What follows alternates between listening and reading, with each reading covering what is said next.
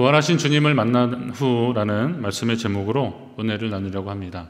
어떤 분이 제게 그런 질문을 하시더라고요. 목사님은 교회의 절기 중에서 어느 절기가 제일 중요하다고 생각하십니까? 그래서 교회 절기 많이 있잖아요. 성탄절 비롯해서 부활절, 추수감사절, 맥주감사절도 있고 그런데 제가 생각해 보니까 저는 부활절이라고 했습니다.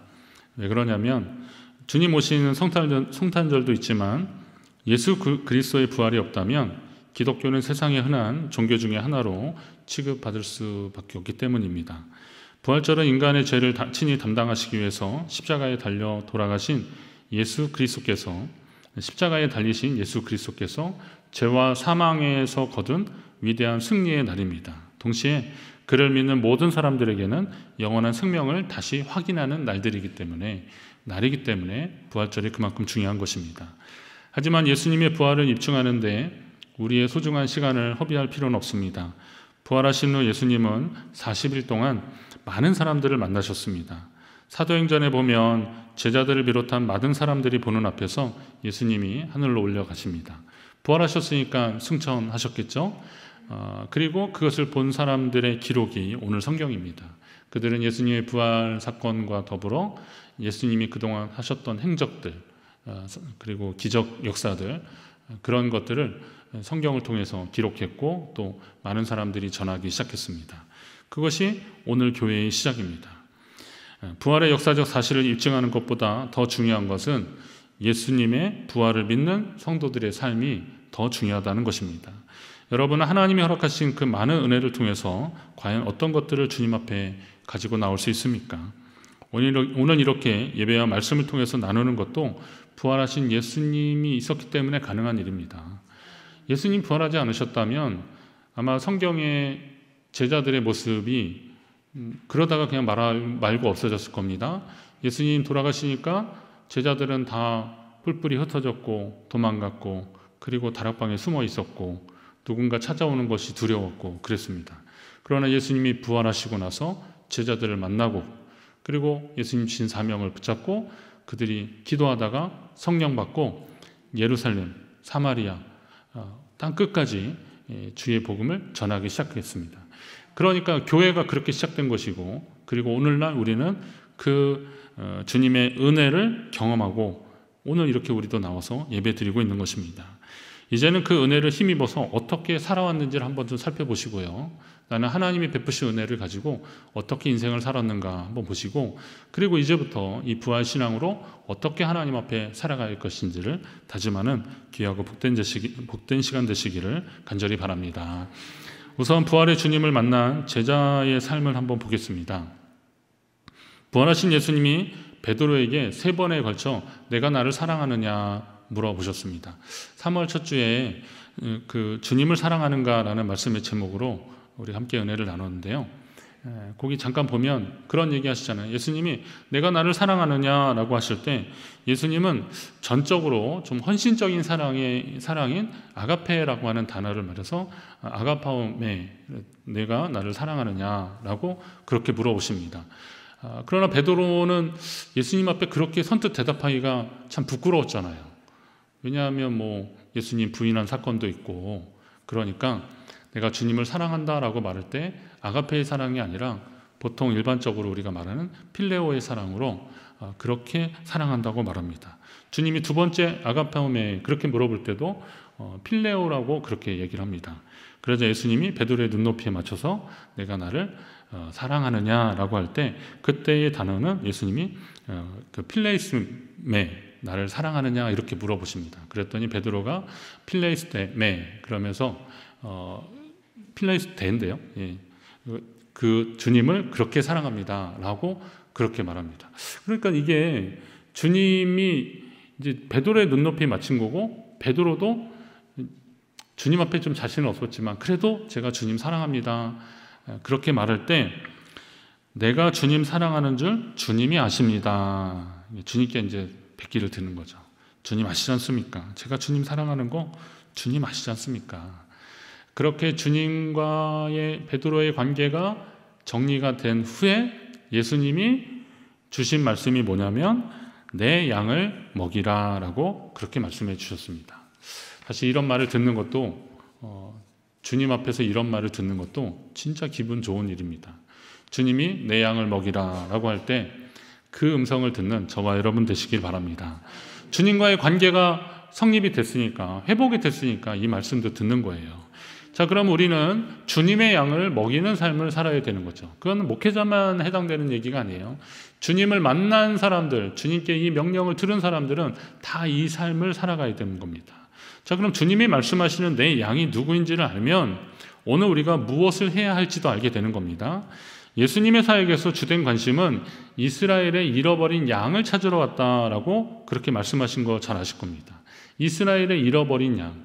예수님은 잃어버린 양을 찾으러 오셨다는 겁니다. 요한복음 10장에 예수님이 자기를 선한 목자라고 말씀하십니다. 그러면서 나는 선한 목자인데 나는 내 양을 알고 양도 나를 안다. 그래서 목자와 양의 관계로 얘기하는데 양을 얘기하셔요. 자, 주님이 말씀하신 내 양이 누구냐? 바로 주님을 영접하고 주의 음성을 알아듣고 주님을 따라가는 사람이 주의 양입니다. 그럼 여러분도 주의 양이죠. 믿으십니까? 여러분도 주의 양입니다. 자, 그러면 잃어버린 양도 주님의 양이잖아요. 잃어버리신 거거든요. 주님 품을 떠난 양들이잖아요. 그러니까 그 양을, 주님을 만난 사람들은 그 양을 찾으러 나가야 되는 거죠.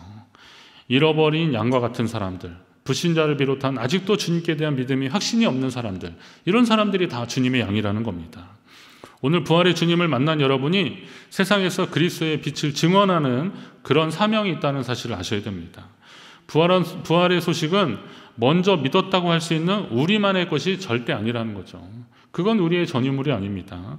이 기쁜 소식을 주님이 사랑하시는 양들, 주님의 은혜를 필요로 하는 모든 사람들에게 전파할 사명이 우리에게 있는 것입니다. 그것이 주의 제자된 그 사람의 삶의 목적이 되어야 되는 겁니다. 그러니까 우리는 예수 그리스도를 증거하는 삶, 그리고 주님이 말씀하시는 그 사명, 그 양을, 주님의 양을 살피고 주의 양을 먹이는 일을 우리는 감당하는 사명자 되시기를 주의 이름으로 부탁드립니다. 그러면 이제 성도는 그것을 더 잘 감당하기 위해서 어떤 태도로 세상을 살아야 할지 한번 잘 보셔야 됩니다. 18절에 예수님 말씀하시죠. 내가 젊어서는 스스로 띠띠고 원하는 곳으로 다녔지만 늙어서는 내 팔을 벌리리니 남이 내게 띠띠우고 원하지 아니하는 곳으로 데려가리라. 이를 말씀하십니다. 이렇게 말씀하시는데 저는 이 말씀을 여러분들이 얼마나 잘 이해하셨는지 한번 궁금하기도 해요. 왜냐하면 저도 이 말씀이 좀 약간 난해했거든요. 이게 뭐 베드로가 지금은 젊으니까 네 하고 싶은 대로 하지만 나중에는 그냥 사람들이 네 끌고 가는 대로 갈 것이다. 이렇게 얘기하는가. 물론 그런 것도 있습니다. 지난 주간에 서울에서 회의가 있어서 참석했다가 어머니를 잠깐 좀 뵈러 갔습니다. 코로나19 사태 때문에 제가 춘천을 좀 벗어나지 않으려고, 춘천이 제일 안전하더라고요. 그래서 춘천 벗어나지 않으려고 그러다가 지난 주간에 회의는 1년에 한 번 있는 거고 좀 중요한 거라서 갔다가 이제 다리 하나만 건너면 되길래 마치 어머니도 시간이 되시길래 제가 식사를 좀 했어요. 근데 식사를 하러 식당으로 모셨는데 계단이 있는 식당이었는데 계단을 잘 이렇게 못 오르시더라고요. 어머니가 아직 80이 안 되셨는데 다리가 좀 이렇게 불편하신지 이렇게 계속 그러시는 거예요. 전에부터 좀 그러셨는데 이번에 유독 더 그게 들어오는 거예요. 그런데 아들이 걱정할까봐 그냥 괜찮다는 말만 연신하시는 거예요.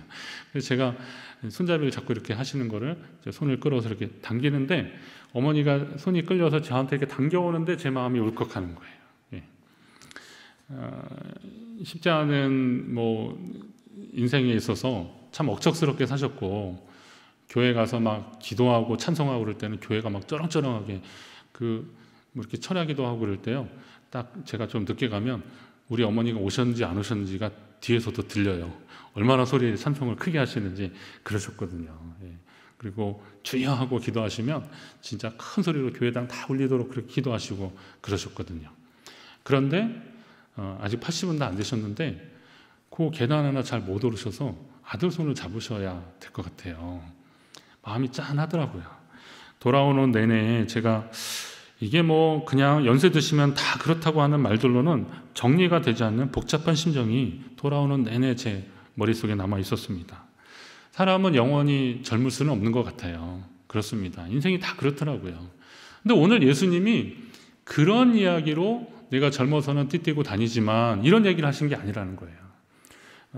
주님이 말씀하신 것은 오늘 풀어서도 말씀하고 있는데, 이 말씀을 하시면 베드로가 어떠한 죽음으로 하나님께 영광 돌릴 것을 가리키심이로라 이거죠.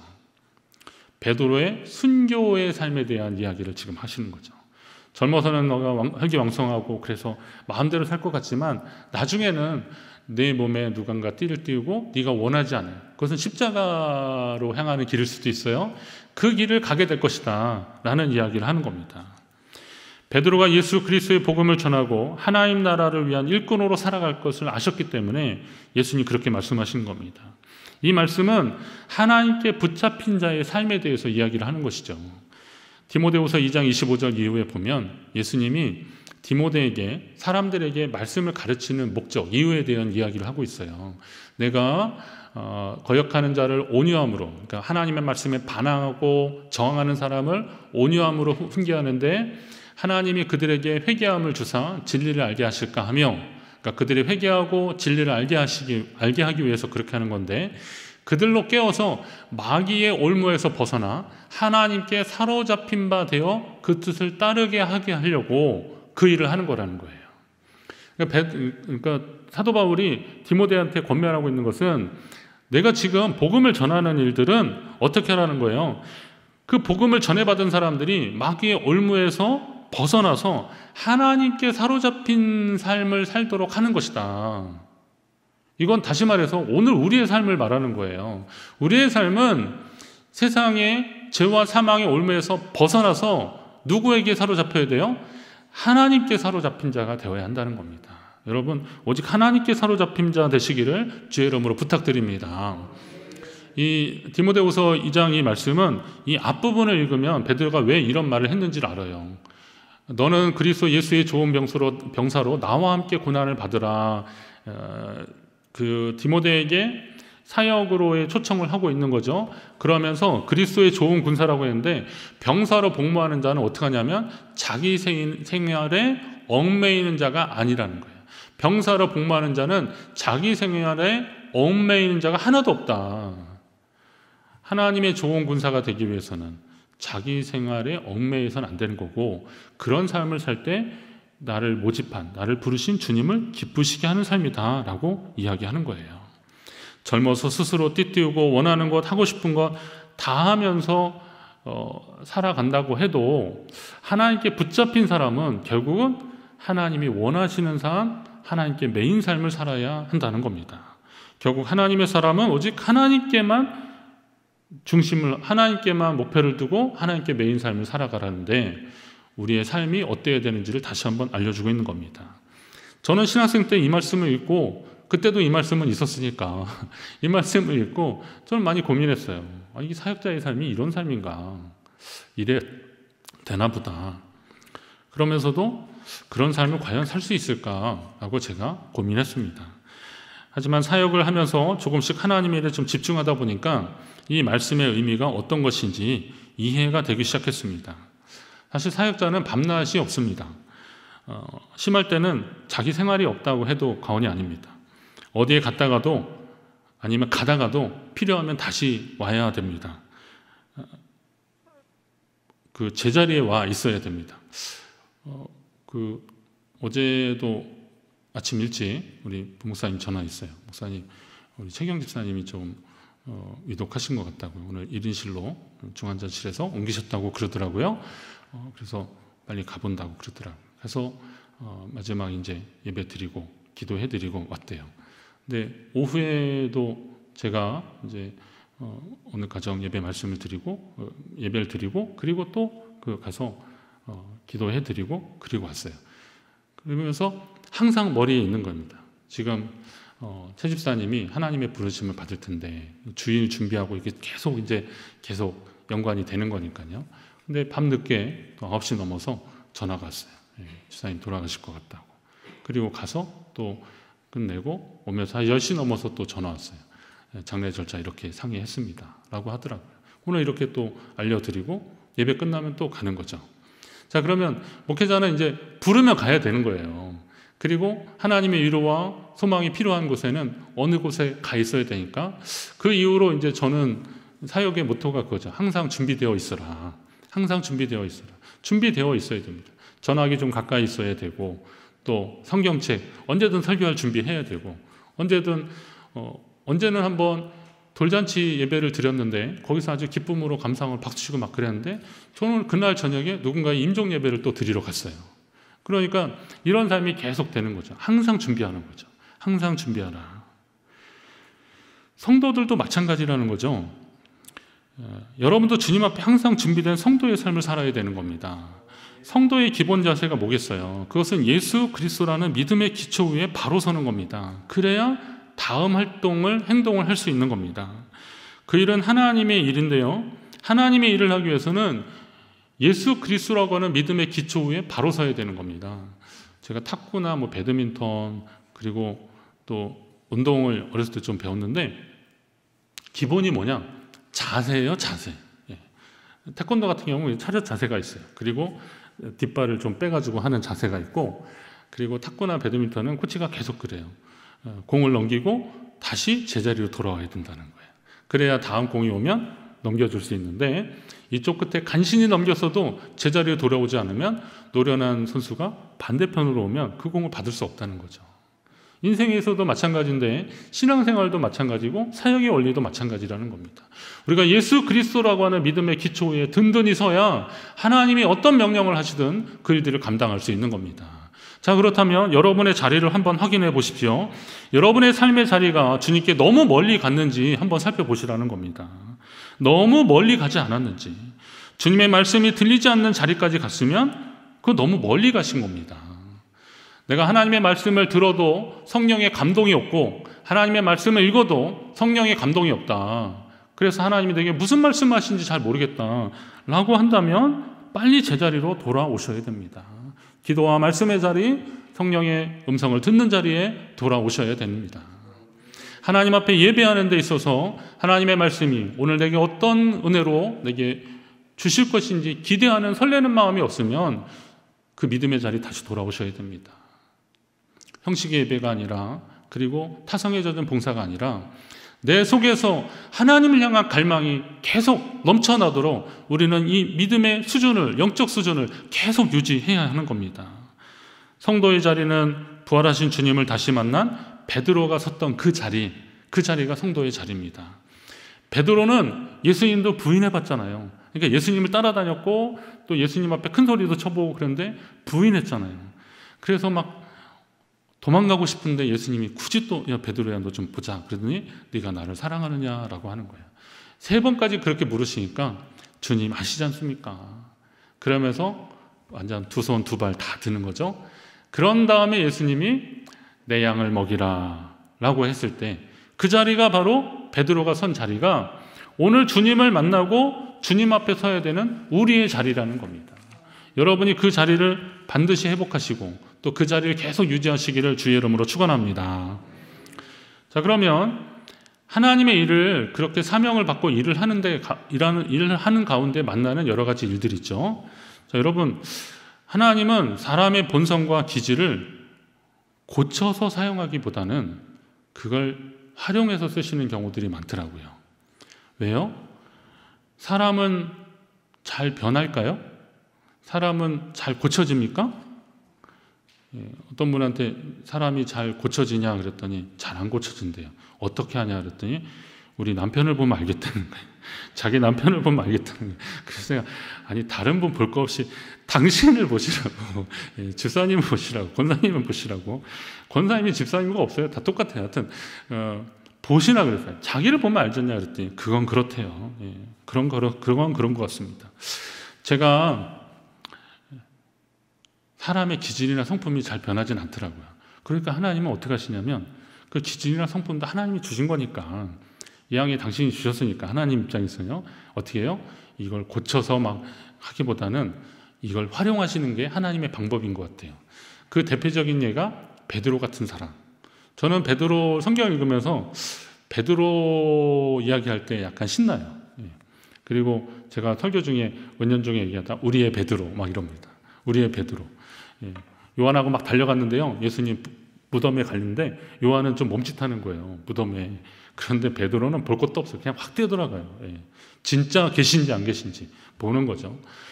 예수님, 내가 가는 길에 네가 올 수 없다. 그러니까 거기가 어딨냐고 그러면서 또 막 그러고 나를 다 떠날 거라 그랬더니 내가 죽을지언정 주를 부인하지 않겠노라고 막 그렇게 큰 소리 치는 겁니다. 예. 너희 중 하나가 나를 팔리라 라고 예수님 마지막 만찬 석상에서 그렇게 말씀하시니까 예수님 옆에 요한이 앉아 있었거든요.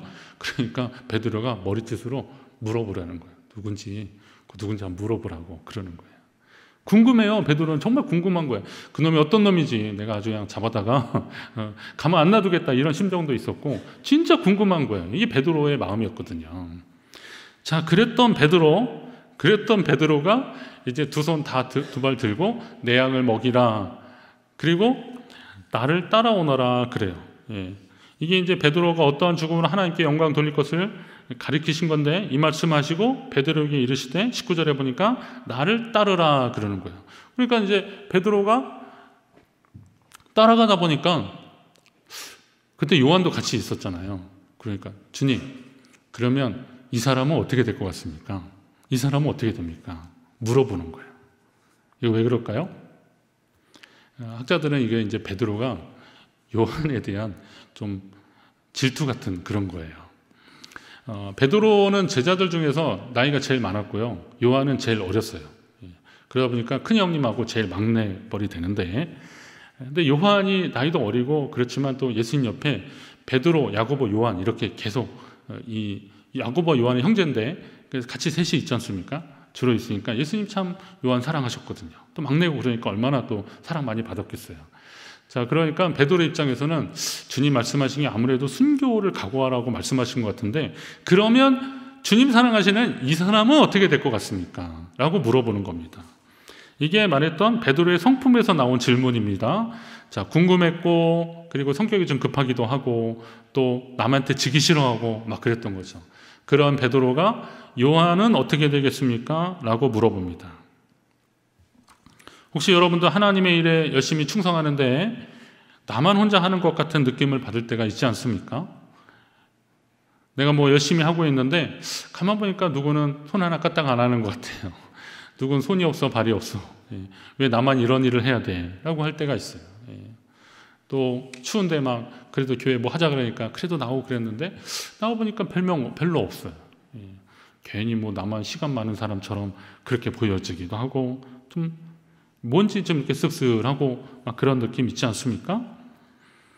사역자로서 저도 솔직히 이 부분에 예전에 지금도 아주 없다고는 100% 없다고는 말 못하는데요. 예전에 자꾸 비교하고 그런 게 좀 있었어요. 자꾸 비교했어요.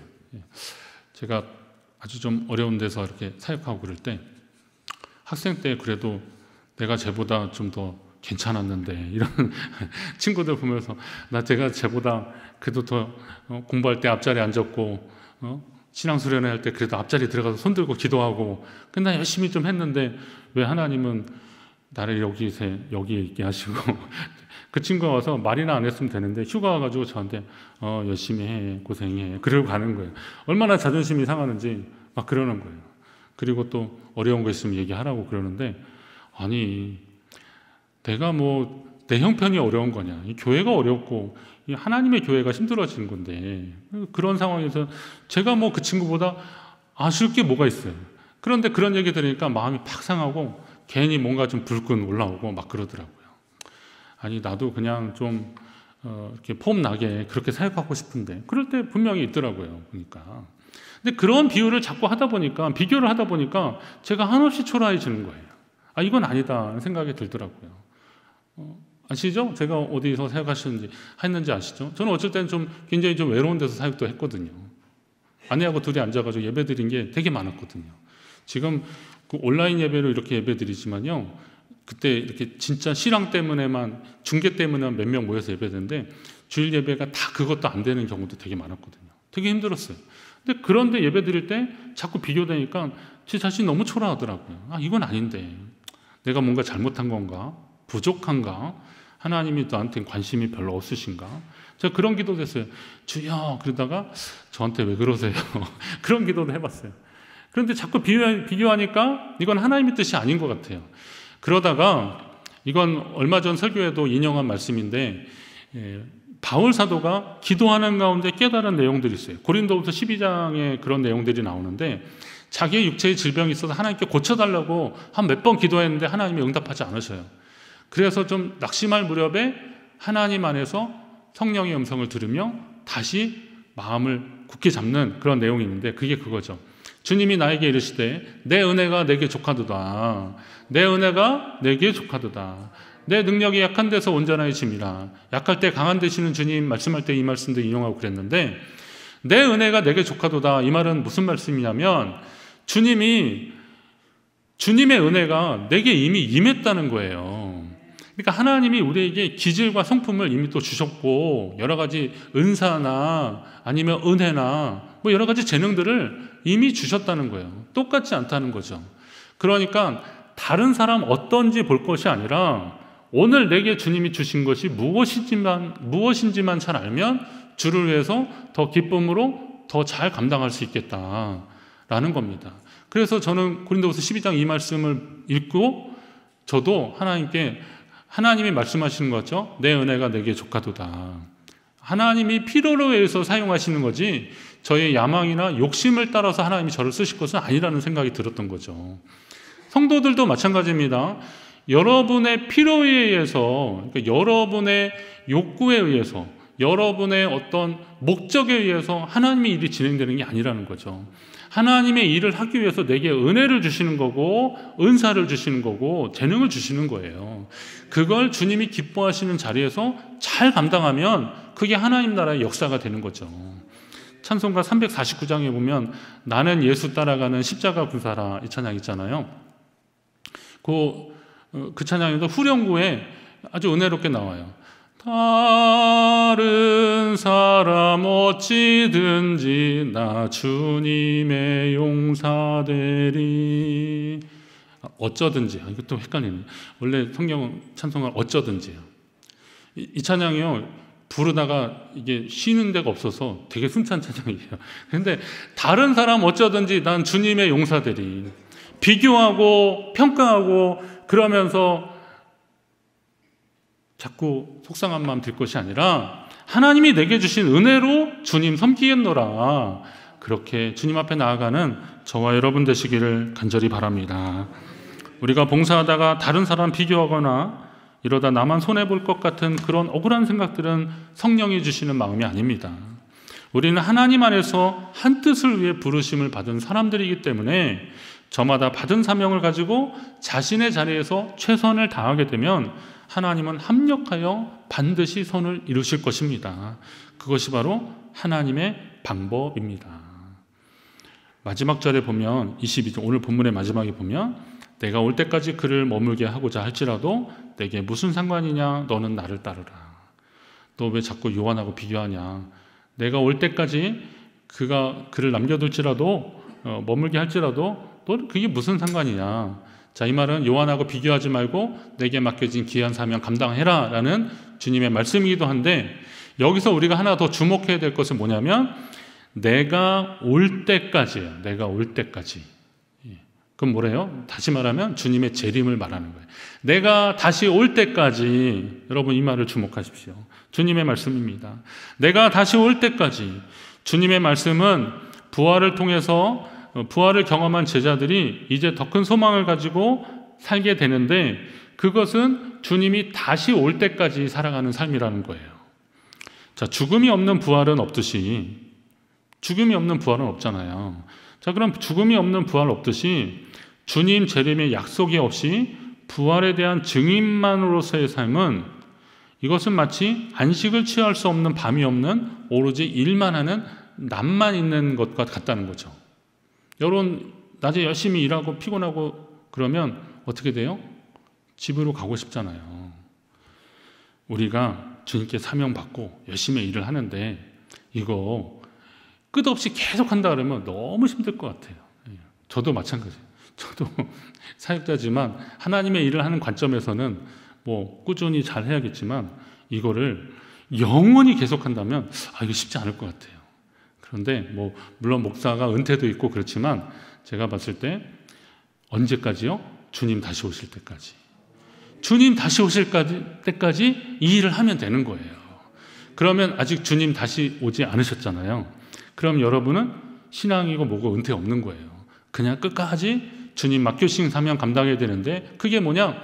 예수 부활의 소식을 증거하고 그리고 하나님 백성의 삶의 자리에서 변함없이 그 자리에 살아가는 거, 그게 바로 주님이 맡겨주신 사명을 감당하는 그 일이라는 겁니다. 오늘은 그동안 계속했던 요한복음 설교를 마무리하는 날입니다. 다른 복음서도 마찬가지겠지만 요한은 예수님을 가까이에서 모셨던 제자로서 예수님이 어떤 분인지, 그리고 예수님을 통해서 우리는 어떤 변화를 경험하는지, 그리고 예수 그리스도와 함께 우리는 무엇을 해야 되는지를 계속 말씀하고 있어요. 그게 요한복음을 기록한 목적입니다. 성도는 부활의 신앙으로 영원한 것을 바라보는 믿음의 눈을 가진 자들입니다.